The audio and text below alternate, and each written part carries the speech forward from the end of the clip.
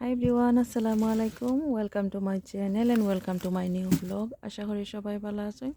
তো যেখান থেকে আমার আজকের এই সুন্দর ভিডিও দেখলেন সবার প্রতি অনেক অনেক দোয়া রইল। নতুন একটা ব্লগ নিয়ে এলাম, আশা করি সবার ভালো লাগবে। যারা গার্ডেনিং ব্লগ ভালো পাইন তো দেখতে পার আজকের গার্ডেনিং ব্লগে দেখাই আর এই যে একটা ব্যাগের ভিতরে কেটা দেখাইমু আমি বার করি। আর যারা চিন্তা পারছেন তো আর চিনি লাইছেন এই যে পেঁয়াজের গাছ ব্যাগের ভিতর থাকি বাইর হয়ে গেছে।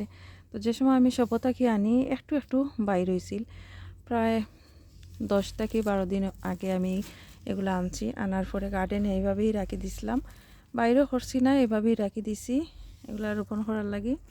তো এমনিতেই গাছগুলা ব্যাগের ভিতরে তাকিয়া তাকিয়া বড় ওর রোদে এগুলা শুকার আর বৃষ্টি আইলে বীজের। তো আজকে আমি ব্যাগটাকে বার করিয়া এগুলারে চেষ্টা করমু গার্ডেনের টবের মাঝে অথবা মাটির মাঝে যেখানে আমার সুবিধা হয় এগুলা রোপণ করতাম। তো দেখতে থাকুক, আশা করি ভালো লাগবে। যদি ভালো লাগে আমার আজকের এই video like share and comment করবা। যারা অলরেডি সাবস্ক্রাইব করছেন থ্যাংক ইউ সো মাচ। আর নতুন যারা আছেন সাবস্ক্রাইব করি আমার চ্যানেলের পাশে থাকবা। তো এই যে লাল পেঁয়াজ, আমিও নিজেও জানতাম না এগুলার ভিতরে সাদা পেঁয়াজ অথবা লাল পেঁয়াজ। এখন বাইর করে দেখি এত লাল পেঁয়াজ, ভাবছিলাম মনে হয় সাদা পেঁয়াজ এগুলা। তো লাল পেঁয়াজের পাতাগুলা দেখতে পারা ছোটো সাইজের আর বড় সাদা পেঁয়াজ যেগুলা এগুলার পাতা বেশ বড় বড় হয়।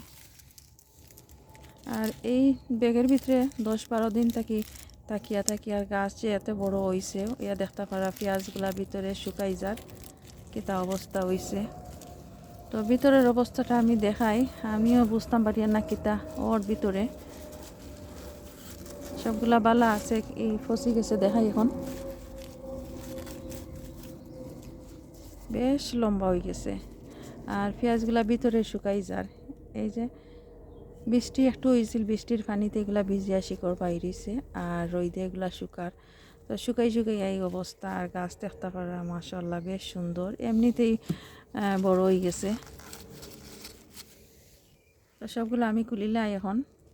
আমি নিজেও চিন্তা করতে পারছি না ভিতরে যে এতগুলা গাছ উঠে এই অবস্থা। ভাবছি মনে হয় যে যেগুলার তাকি গাছ বাইরেছে এগুলা বাইরের দিকে বাইরে গেছে। এখন দেখি ভিতরের এই অবস্থা, সবগুলা গাছ হয়ে গেছে, সব পেঁয়াজ থাকি গাছ হয়েছে।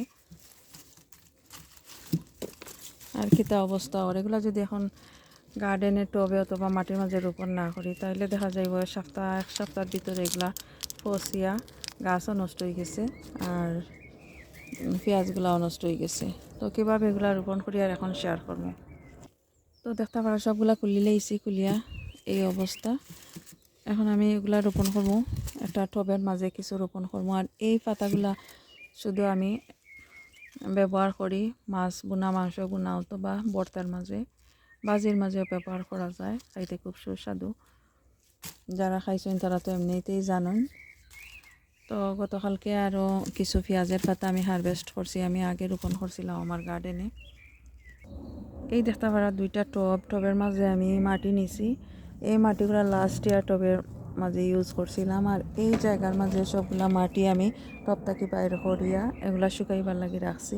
শুকাইলে দেখা যায় আবার নতুন করে যদি কম্পোস্ট ইউজ করিয়া এগুলো আবার ইউজ করা যায়, এগুলার সাথে নতুন হয়ে যায় আবার মাটি। তো এই পুরাতন কিছু মাটি দিলাম দুইটা টবের মাঝে, দেওয়ার পর এখন কিছু কম্পোস্ট অ্যাড করবো, কিছু মাল্টিপারপাস কম্পোস্ট দিয়ার।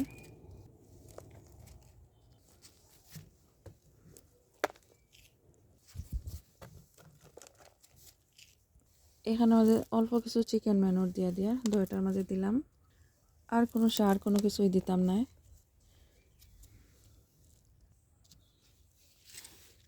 পুরাতন মাটির মাঝে অলরেডি সব ধরনের সার কম্পোস্ট দেওয়া আছে, লাস্ট ইয়ার আমি ইউজ করছিলাম, এগুলোর মাঝে দেওয়া আছে। আর এখন নতুন করে নতুন কম্পোস্ট দিলাম আর চিকেন ম্যানুর যেগুলো এগুলো দিয়া মিক্স করে নিয়ে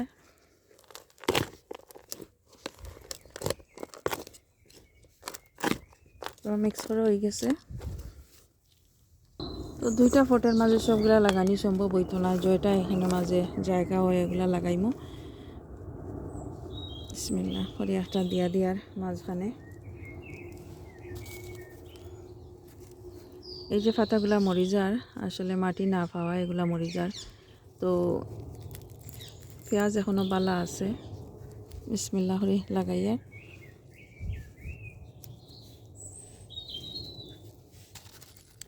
এই যে অবস্থা।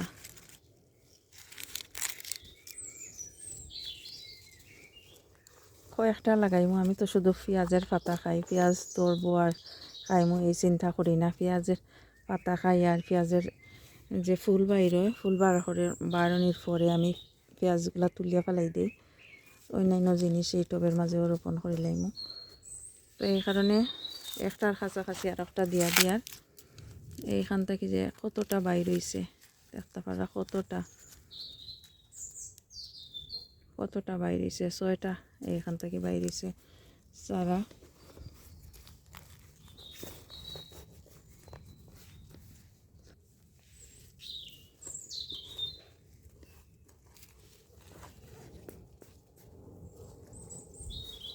পাঁচটা দিয়া দিলাম, আর একটা এখনো দিলাই।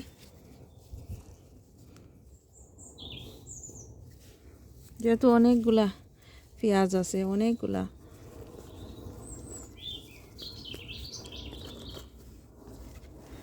তো 6টা দিয়া দিলাম একটা টবের মাঝে। আর এই টবের মাঝেও সেম এরকম দিয়া দিমু।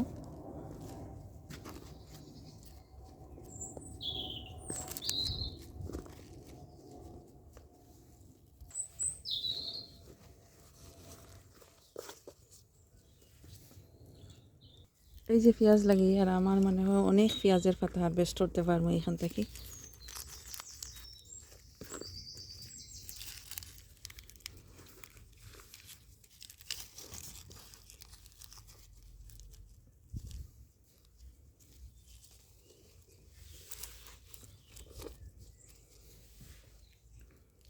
চাইলে এই ফটের মাঝে 4টা পেঁয়াজ দিলেও এনাফ, বাট আমি আরও এক্সট্রা দিছি, অনেকগুলা পেঁয়াজ আছে। তো আমি চাই না বেশি পট ইউজ করতাম, আরও ভেজিটেবল প্লান্ট আমি গার্ডেনও লাগাইতাম করিয়া চাই না বেশি পট ইউজ করতাম, এই কারণে দিয়া দিলাম। উপর দিকে আরও কিছু মাটি আমি দিয়ার। আর বাকি যে পেঁয়াজ রয়েছে ওগুলারও এইভাবে আমি আরও ফটের মাঝে লাগাই লিমু। পেঁয়াজ লাগানো হয়ে গেছে, এখন আমি পানি দিয়া দিমু। যেহেতু পেঁয়াজগুলা খুব ড্রাই, তো আমি পানি দিয়ার, পানি দিলে গাছগুলা খুব সুন্দর হইয়া থাকবো, এই কারণে কিছু পানি দিয়া দিলাম। এই পানিগুলা শুকাই গেলে আবারও আমি নতুন করে পানি দিয়া দিমু মাটি ড্রাই আনলে। আর এই টবগুলো আমি এখান থেকে নিয়ে রোদের মাঝে রাখি দিমু। তো যদি ভালো লাগে লাইক শেয়ার অ্যান্ড কমেন্ট করবা। আর যারা অলরেডি সাবস্ক্রাইব করছেন থ্যাংক ইউ সো মাচ। আর নতুন যারা আছেন সাবস্ক্রাইব করে আমার চ্যানেলের পাশে থাকবা। আর এই গাছগুলা টবের রোদ যেখানে এখন নিতাম না, একটা ছায়ার মাঝে রাখবো। আর রোদের মাঝে দিমু আরও 2-3 পরে, যেহেতু এখন গাছ লাগাইছি ছায়ার মাঝে রাখবো।